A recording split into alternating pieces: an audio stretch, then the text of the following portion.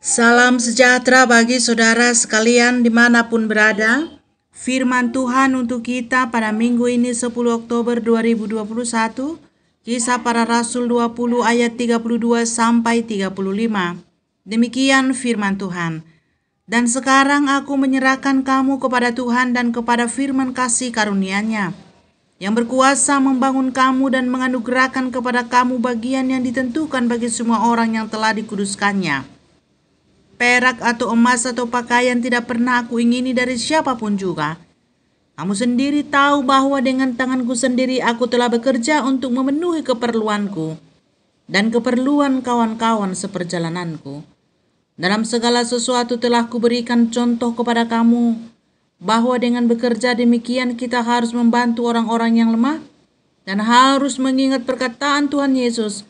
Sebab Ia sendiri telah mengatakan adalah lebih berbahagia orang yang memberi daripada menerima. Sampai di sini firman Tuhan. Saudara-saudara yang terkasih di dalam Yesus Kristus, tema khotbah Minggu GBKP untuk kita, lebih berbahagia memberi daripada menerima. Kenapa bisa demikian? Bukankah ketika kita memberi, yang ada pada kita menjadi berkurang? Ya, memang ketika memberi kepada orang-orang lemah, yang ada pada kita saat itu akan berkurang. Tapi suatu ketika akan diterima jauh lebih banyak dari yang diberi. Sebab memberi kepada orang-orang lemah itu sama seperti orang yang menabung. Memang uang yang dipegang saat menabung akan berkurang, tapi kelak di kemudian hari akan didapatkan kembali beserta bunganya, sehingga jumlahnya akan lebih besar dari saat semula. Demikianlah halnya dengan memberi atau menaruh belas kasihan kepada orang-orang lemah atau miskin. Itu sama dengan berpiutang kepada Allah, yang pada suatu saat akan dibayarkan Allah kembali. Lihat Invokatio Amsal 19 ayat 17.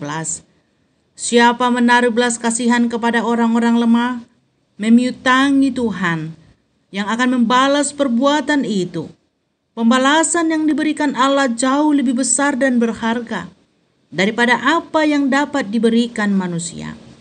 Dalam Ogean Mazmur 41 ayat 1 sampai 4 dituliskan, berbahagialah orang yang memperhatikan orang lemah. Tuhan akan meluputkan dia pada waktu celaka. Tuhan akan melindungi dia dan memelihara nyawanya, sehingga ia disebut berbahagia di bumi. Engkau tak akan membiarkan dia dipermainkan musuhnya. Tuhan membantu dia di ranjangnya waktu sakit. Di tempat tidurnya kau pulihkan sama sekali dari sakitnya. Dari nas Ogen ini dapat jelas betapa besar upah yang diterima orang-orang yang memperhatikan orang lemah. Tuhan tidak memperkirakan seberapa besar yang dapat diberi, tapi upah yang diterima dari Tuhan sungguh amat besar, yakni diluputkan waktu celaka, dilindungi dan dipelihara nyawanya, tidak dibiarkan dipermainkan musuh, dan dipulihkan dari sakit. Itulah sebabnya dikatakan, lebih berbahagia memberi daripada menerima. Supaya dapat memberi, seseorang harus bekerja. Sebab jika ia tidak bekerja atau bermalas-malasan, maka ia tidak akan dapat memberi. Justru sebaliknya, ia akan selalu berharap pemberian orang lain. Itu tidak baik, apalagi bagi seorang pelayan Tuhan atau pemberita kabar baik. Rasul Paulus dalam pelayanannya tidak mengingini perak atau emas atau pakaian dari siapapun, tapi ia bekerja mencukupkan keperluannya dan kawan-kawan seperjalanannya. Lihat ayat 33 sampai 34.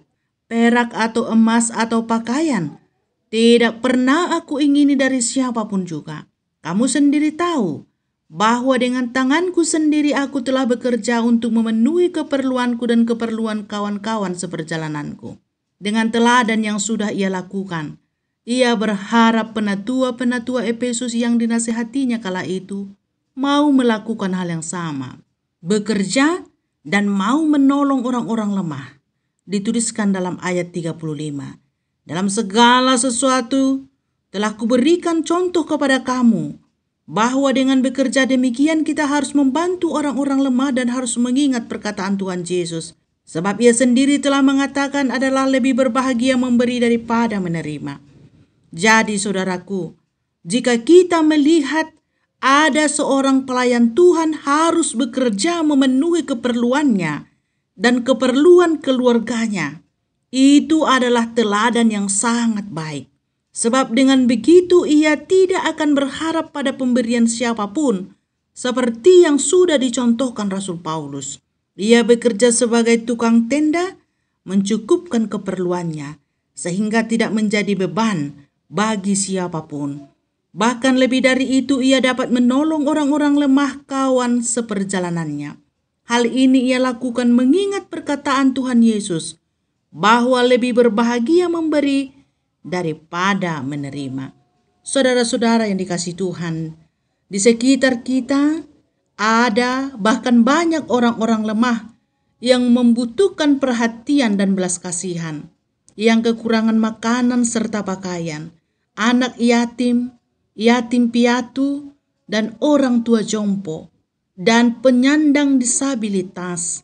Perhatikan dan bantulah mereka. Sebagian dari mereka diurus dan dirawat pada yayasan-yayasan GBKP, IKPD, Gelora Kasih, Alpha Omega, dan yang lainnya. Tentu itu memerlukan biaya. Jangan lupa memberi bantuan kepada mereka, supaya mereka dapat menjalani hidup yang lebih sejahtera. Dan ingatlah, semua perbuatan baik ini menyenangkan hati Tuhan. Mungkin manusia suatu hari akan lupa pertolongan yang saudara berikan, dan mungkin juga mereka lupa mengucapkan terima kasih. Itu tidak mengapa, sebab Allah tidak pernah melupakannya dan akan memberi upah kepada mereka yang berbuat baik. Dan jika sudah melakukannya, jangan mengungkit-ungkitnya lagi, atau mengumbar-ngumbar, atau memamerkan perbuatan itu supaya diketahui orang untuk mendapatkan pujian. Sebab jika demikian maka saudara sudah mendapatkan upahnya. Oleh sebab itu saudaraku, milikilah hati dan pikiran Kristus Yesus yang tergerak hatinya oleh belas kasihan terhadap orang-orang lemah yang dijumpainya. Sebab orang yang seperti inilah yang akan mendapatkan upah dari Tuhan. Dan teladanilah Rasul Paulus yang tidak mengharapkan perak, emas, dan pakaian dari siapapun, tetapi yang rajin bekerja mencukupkan keperluannya dan menolong orang-orang lemah yang ada di sekitarnya, dengan tetap mengingat pesan Tuhan Yesus bahwa lebih berbahagia orang yang memberi dari yang menerima. Amin.